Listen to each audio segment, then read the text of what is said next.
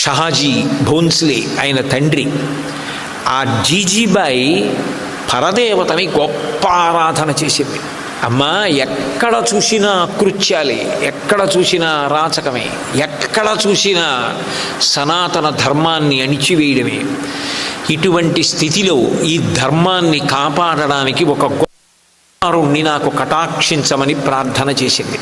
కొన్ని సంవత్సరాలుగా భర్త వేరొక చోట కొలువు చేస్తున్నాడు. ఆయన వచ్చాడు. ఆ రోజున రాత్రి పడుకున్నారు.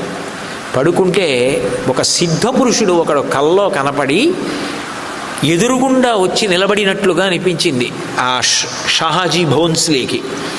వెంటనే ఆయన ముక్కు పుటాలకి ఏదో సువాసన తగిలింది, విభూతిలాగా. ఆయన కళ్ళు తెరిచి చూశాడు, లేవలేకపోయాడు. బంగారు రంగులో మెరిసిపోతున్నాడు ఒక యోగి. చేతిలో మామిడి పండు పట్టుకొని, నీ భార్య సనాతన ధర్మ పరిరక్షణ చెయ్యగలిగిన తేజోమూర్తి అయిన కుమారుడు కావాలని అడుగుతోంది. ఈ పండు పట్టుకెళ్ళి నీ భార్యకి అని చేతిలో పెట్టాడు. ఆయన అట్లాగే చిత్తరువులా ఉండిపోయాడు షహాజీ భోన్స్లే. ఆ వచ్చిన వ్యక్తి అంతర్ధానమైపోయాడు.